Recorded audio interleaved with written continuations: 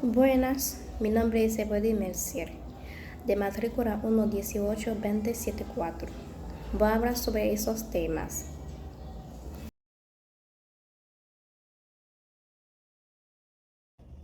La raza. ¿Qué es la raza? En el campo de la biología, término que se usa para describir un grupo de personas que comparten características físicas o rasgos genéticos similares.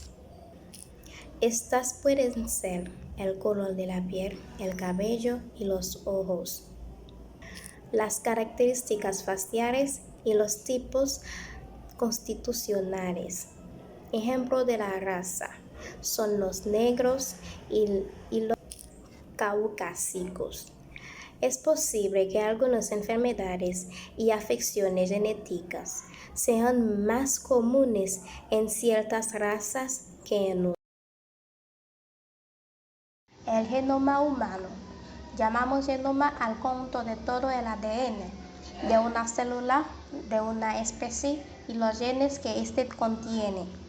Todos los organismos vivos estamos compuestos por células. La información genética está contenida en el ADN.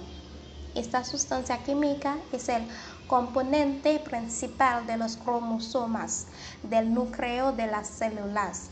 Las células del cuerpo humano tienen 46 cromosomas, en realidad 23 pares.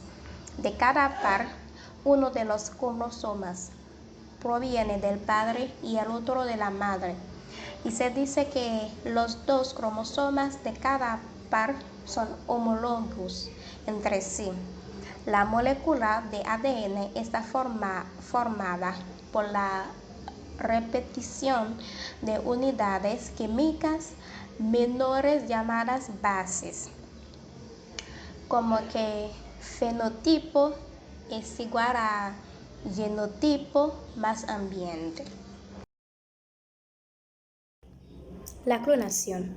La clonación describe los procesos utilizados para crear una réplica genética exacta de otra célula, tejido u organismo. El material copiado, que tiene la misma constitución genética que el origen, se denomina clon. El clon más famoso fue una oveja escocesa llamada Dolly. Existen tres tipos de clonación, como la clonación genética, que crea copias de genes o segmentos de ADN. La clonación reproductiva, que crea copias de animales completos.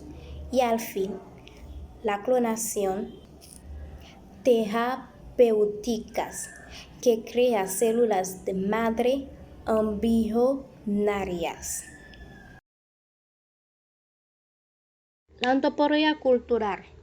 La antropología cultural es la rama de la antropología que centra su estudio en el conocimiento del ser humano por medio de su cultura, es decir, costumbres, mitos, creencias, normas y valores que guían y estandarizan su comportamiento como miembro de un grupo social.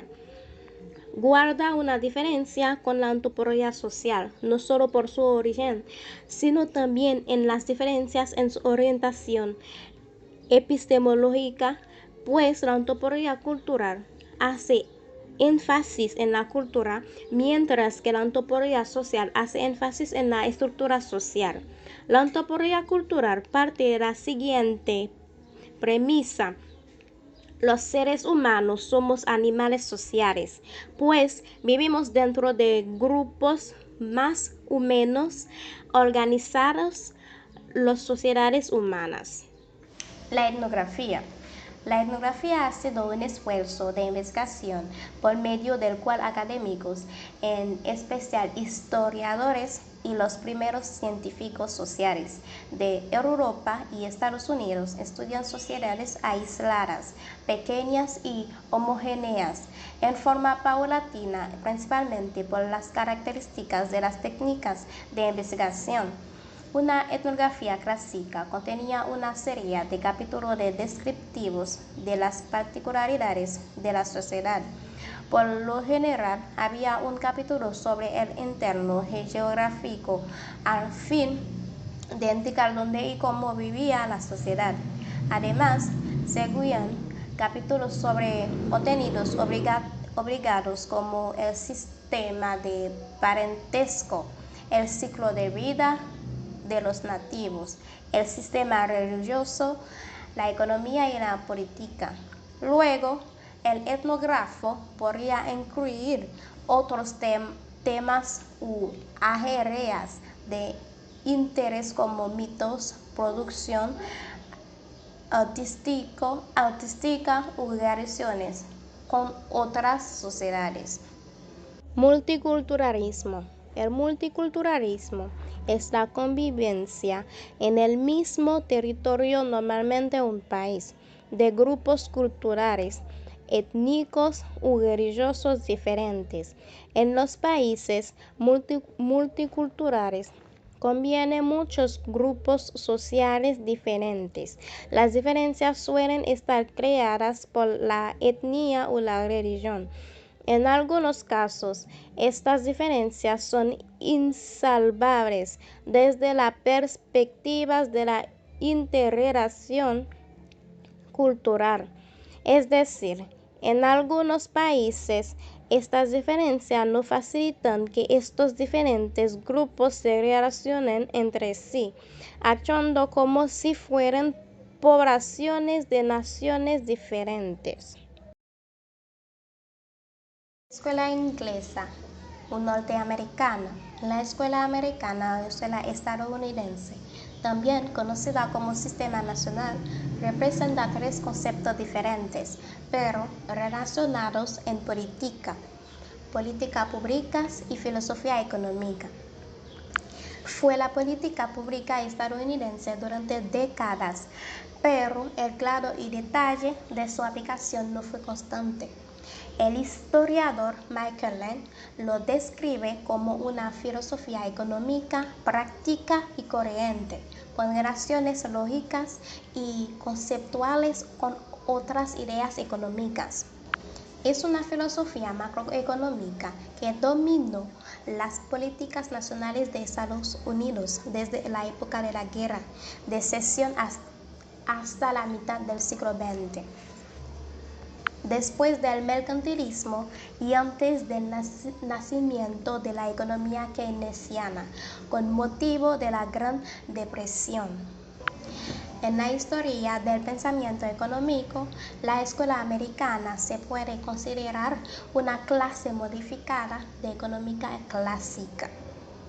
La alemana, la económica política clásica, tuvo su cuna y campo de desarrollo fundamental en Gran Bretaña y Francia, pero careció de un sólido respaldo en los medios intelectuales de lo que llegaría a ser a partir de 1871 el Imperio Alemán.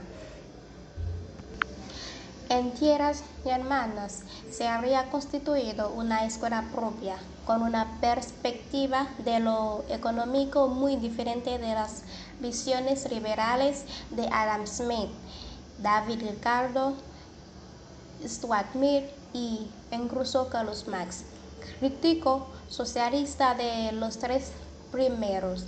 Se reconoce como la escuela histórica alemana y se le denomina también como historicismo alemán.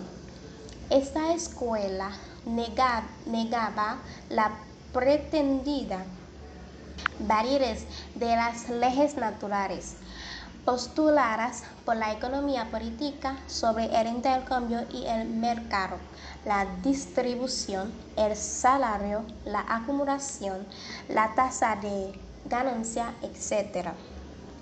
Tales leyes u regularidades carecían de sustento formuladas al margen de las peculiaridades históricas de cada país.